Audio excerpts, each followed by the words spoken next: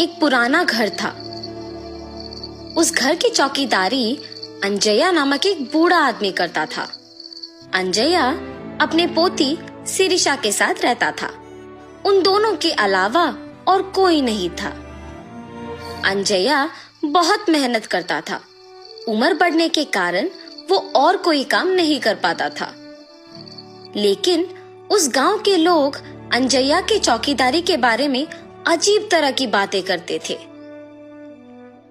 अरे अंजया, घर पे बैठो ना, कम से कम 4 लोगों के बीच में तो रहोगे। उस पुराने बंगलो के लिए क्या ही काम करोगे? भूत वूत घुस गया तो? अरे हम कहाँ भाग सकेंगे बाबू। ऐसे उसे सारे गांव वाले बहुत बुरा कहते थे। इतना ही नहीं, अंजया की पोती के साथ कोई नहीं खेलता था। आज तुम पाठशाला क्यों नहीं आई पूजा?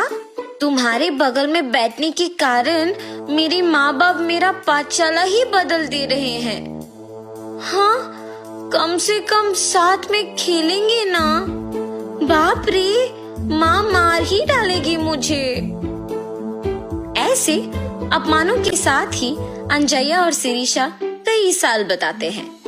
एक दिन जब अंजया अपमान सहन ना करने के वजह से रो रहा था, उसे बंगलो के अंदर से पायल की आवाज सुनाई देता है।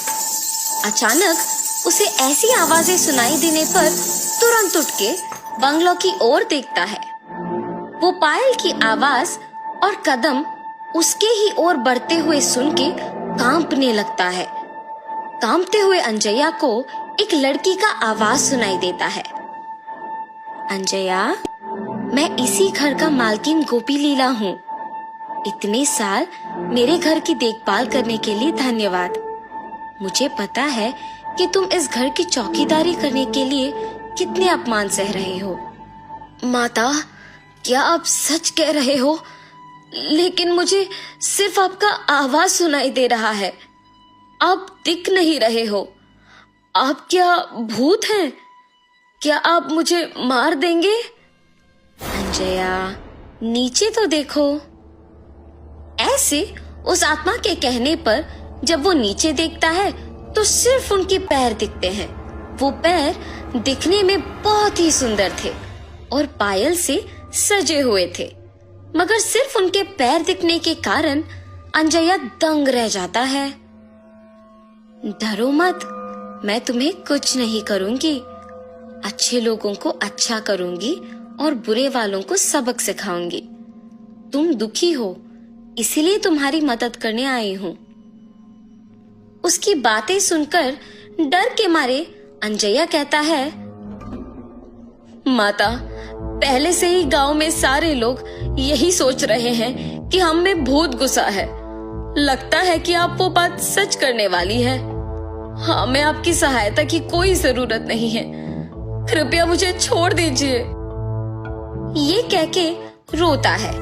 जब वो आत्मा कहती है, ठीक है, मैं अपने पायल यहीं पे छोड़ रही हूँ। ये अपने पोती को बांधो, सब अच्छा ही होगा।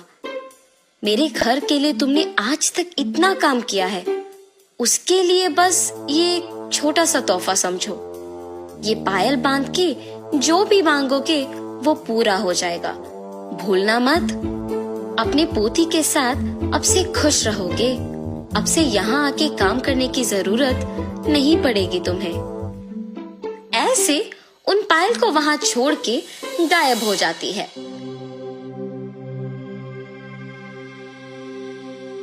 अंजया उन्हें लेकर घर जाता है। घर पहुंच के अंजया सोच में पड़ जाता है कि पोती को कैसे समझाएगा ये बात।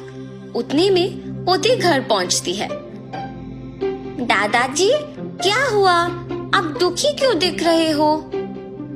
शिरीषा, मैं तुम्हें एक बात बताऊंगा, मगर तुम्हें डरना नहीं है, ठीक है?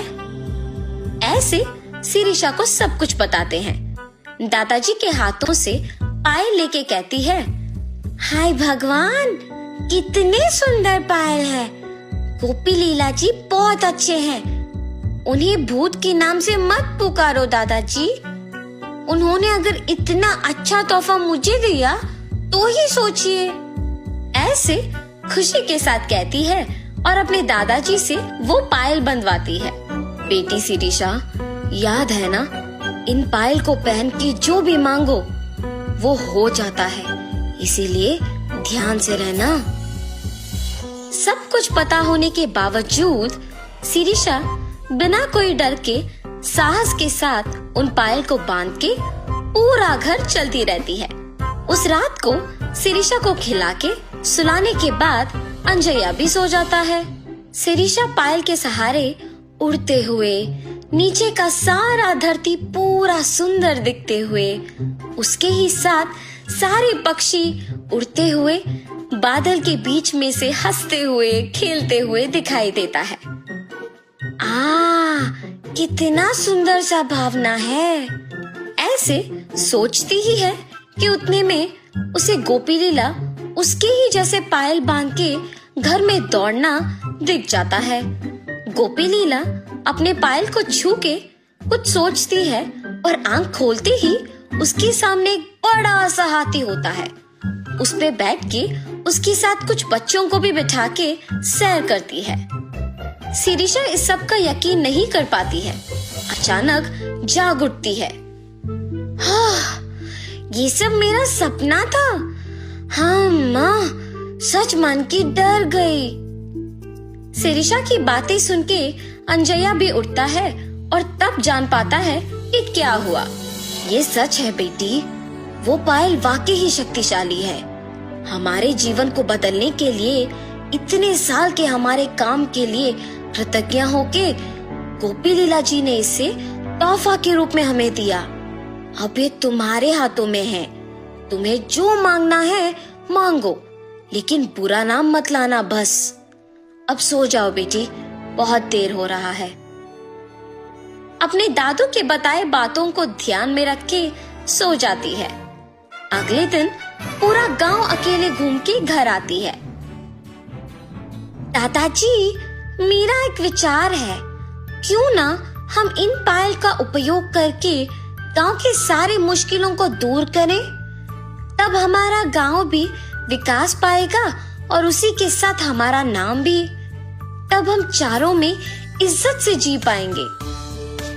ऐसे एक विचार के साथ शिरीषा उन पायल का उपयोग करना शुरू करती है।